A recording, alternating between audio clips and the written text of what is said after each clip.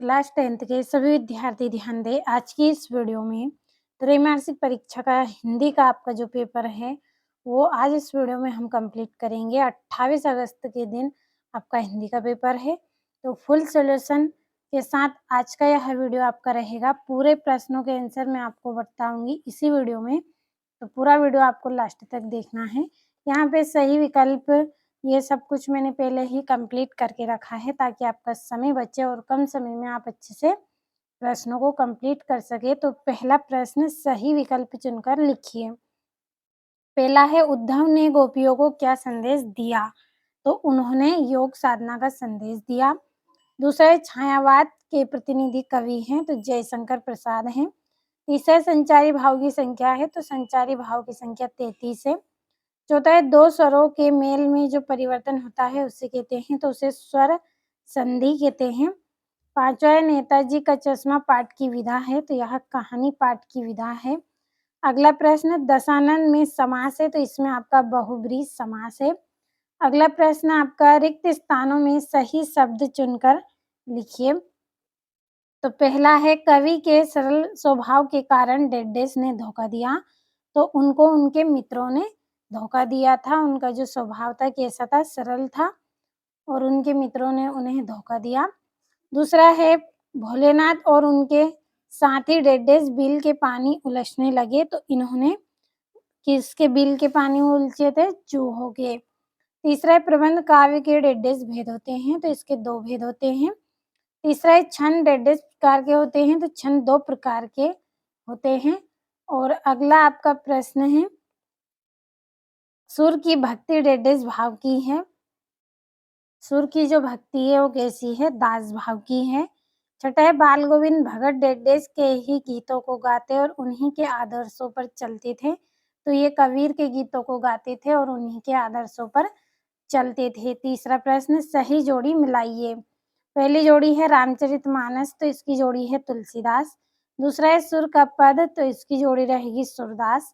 तीसरा है नेताजी का चश्मा, तो स्वयं प्रकाश। चौथा है बाल गोविंद भगत, इसकी जोड़ी है राम वृक्ष बेनीपुरी। पांचवा है माता का आंचल, तो शिव पूजन सहाय।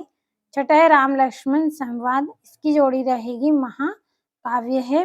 राम लक्ष्मण संवाद क्या है? महाकाव्य है। तो ये हो गई आपकी जोड़ियां। चलिए अगले प्रश्न की ओर हम बढ़ते हैं। अगला प्रश्न है, सत्य असत्य का चयन कीजिए। पहला, सूरदास के गुरु वल्लभाचार्य माने जाते हैं, तो ये सत्य है। दूसरा, बाल गोविंद भगत के गीतों में प्रभु मिलन का भाव होता था, तो ये भी आपका सत्य है। तीसरा है, विनय पत्रिका के रचनाकार सूरदास हैं, तो असत्य है। चौथा है, रामचरितमानस एक खंड काव्य है, तो ये आपका असत्य है। पांचवा, एकांकी में 4 अंक होते हैं, तो ये आपका असत्य।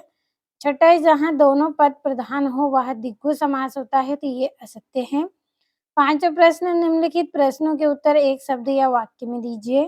पहला है, सूरदास भक्ति काल के किस शाखा के कवि हैं? तो ये कृष्ण भक्ति शाखा के कवि हैं सूरदास जी। और दूसरा है, रामचरितमानस का प्रमुख छंद कौन सा है? तो रामचरितमानस का प्रमुख छंद चौपाई है। तीसरा है, आधुनिक हिंदी गद्य का विकास किस युग से प्रारंभ हुआ? तो भारतेंदु युग से प्रारंभ हुआ। चौथा है, गोपियों को योग का संदेश कैसा लग रहा था? तो कड़वी ककड़ी जैसा लग रहा था। पांचवा है, सहस्त्रबाहु कौन था? यह एक शक्तिशाली राजा था। चलिए यहाँ से आपका छठा प्रश्न, तो यहाँ से पूरे प्रश्नों के आंसर मैं आपको इसी वीडियो में दूंगी, पीडीएफ के द्वारा हम पढ़ेंगे, तो प्रश्नों का स्क्रीनशॉट आप लेते चले। छठा है, रीतिकाल की 2 प्रमुख विशेषता लिखिए। और सातवां है, सूरदास या फिर तुलसीदास की काव्यगत विशेषता निम्न बिंदु पर आपको लिखनी है। 2 रचना भाव पक्ष। आठवां है, उद्धव के व्यवहार की तुलना किन किन से की गई है? नौवां है, गोपियों के अनुसार राजा का धर्म क्या होना चाहिए? 10वां है, महाकाव्य और खंडकाव्य में कोई 2 अंतर लिखिए। 11वां है, दोहा छंद की परिभाषा उदाहरण सहित लिखिए। 12वां है, नाटक किसे कहते हैं? और 13वां है, स्वयं प्रकाश की 2 रचनाओं के नाम लिखिए।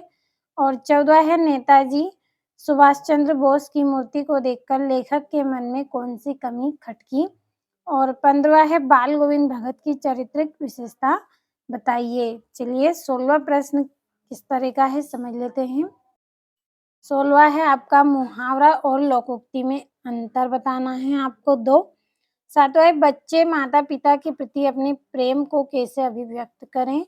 18वां है दिवाली पर बेटे तथा माँ पर संवाद लिखना है और 19वां है निम्नलिखित पद्यांशों को संदर्भ, प्रसंग, भावार्थ लिखिए और यहाँ से आपका जो 20वां प्रश्न है वो भी इसी तरह का है। तो स्क्रीनशॉट के माध्यम से कंप्लीट करना है आपको। थोड़ा-सा छोटा कर लेते हैं ताकि सभी प्रश्नों को आप अच्छे से देख सकें।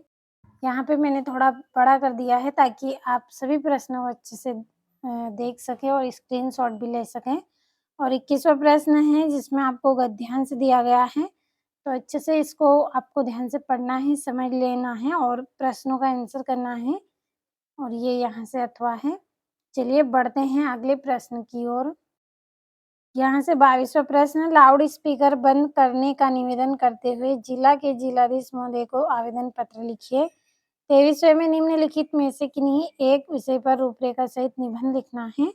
विद्यार्थी और अनुशासन, दूसरा है विज्ञान के बढ़ते चरण, तीसरा है वृक्षारोपण, चौथा है जीवन में खेलों का महत्व और 5वां है बिन पानी सब सुन। तो जो अच्छा लगे उसे आप कंप्लीट करें। तो जितने भी प्रश्न बताए गए हैं सभी का स्क्रीनशॉट आपने लिया होगा, तो चलिए इनके आंसर को हम पढ़ लेते हैं। ये यहाँ से आपका छठा प्रश्न, रीतिकाल की प्रमुख विशेषता व भक्तिकाल की प्रमुख विशेषता आपको लिखनी है। तो स्क्रीनशॉट लेना है आपको हर एक प्रश्न का। यहाँ से ये आपका अथवा है। रीतिकाल की 2 प्रमुख विशेषता है इसमें। 7वां है, ये आपका 7वां सूरदास या तुलसीदास की काव्यगत विशेषता लिखनी है। 2 रचना, भाव पक्ष, कला पक्ष, इस तरह से ये आपका तुलसीदास का है। स्क्रीनशॉट लेते चलना है। 8वें में आपको सूर्यकांत त्रिपाठी निराला जी का साहित्य में स्थान करना है। ये यहाँ से आपका 8वां है। उद्धव के व्यवहार की तुलना किन-किन से की गई है? स्क्रीनशॉट लेते चले। अथवा है परशुराम के क्रोध करने पर लक्ष्मण ने धनुष टूट जाने के लिए कौन से तर्क दिए? यहाँ से ये आपका प्रश्न है। परशुराम के क्रोध पर लक्ष्मण ने जो धनुष टूटने पर कौन-कौन से तर्क दिए थे? और 9वां गोपी के अनुसार राजा का धर्म क्या होना चाहिए? स्क्रीनशॉट लेते चलें। यहाँ से अथवा है गोपियों ने उद्धव से योग की शिक्षा कैसे लोगों को देने की बात कही है। यहाँ से आपका ये महाकाव्य खंडकाव्य में अंतर आपको बताना है।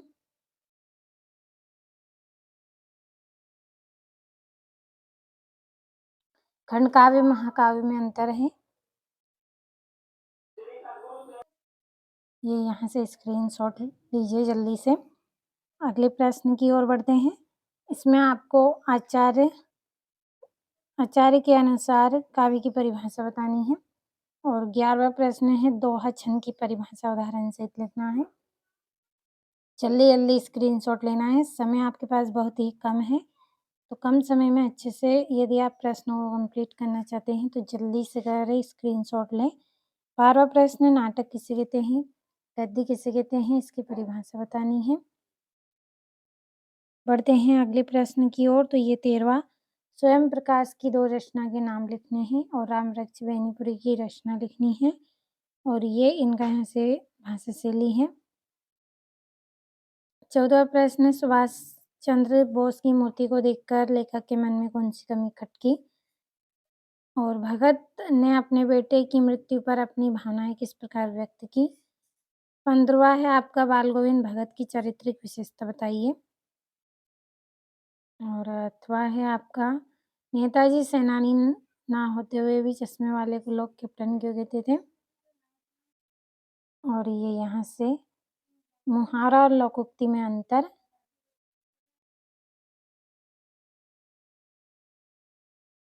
यहाँ से 16वां है आपका मुहावरा और लोकोक्ति में 2 अंतर बताने हैं। 17वां है आपका समास की परिभाषा बतानी है और बच्चे माता-पिता के प्रति अपने प्रेम को कैसे व्यक्त करते हैं? और अथवा है यहाँ से 18वां दिवाली पर बेटे तथा माँ पर संवाद लिखना है। और ये यहाँ से राष्ट्रीय एकता पर अनुच्छेद लेखन लिखना है और ये यहाँ से आपको कंप्लीट करना है। संदर्भ संरक्षा है आपकी, ये यहाँ से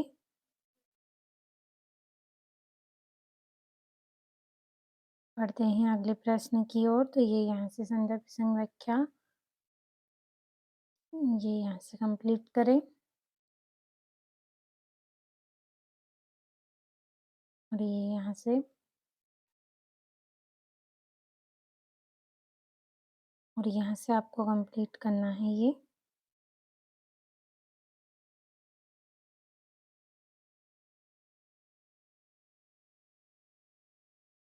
ये यहाँ से कंप्लीट करें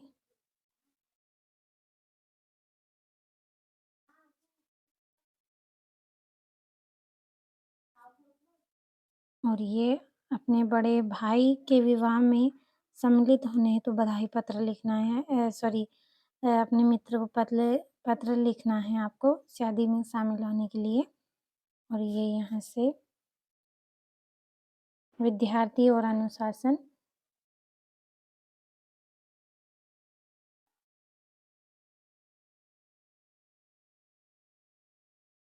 ये यहाँ से कंप्लीट करें। विज्ञान का जीवन पर प्रभाव। तो इस क्लास में जितने भी प्रश्न आपको मैंने आंसर सहित यहाँ पे बताए हैं, सभी का स्क्रीनशॉट आपने लिया होगा। कंप्लीट करें, इसी में से पूरा पेपर आपका रहेगा। अच्छे से सभी प्रश्नों को आपको कंप्लीट कर लेना है।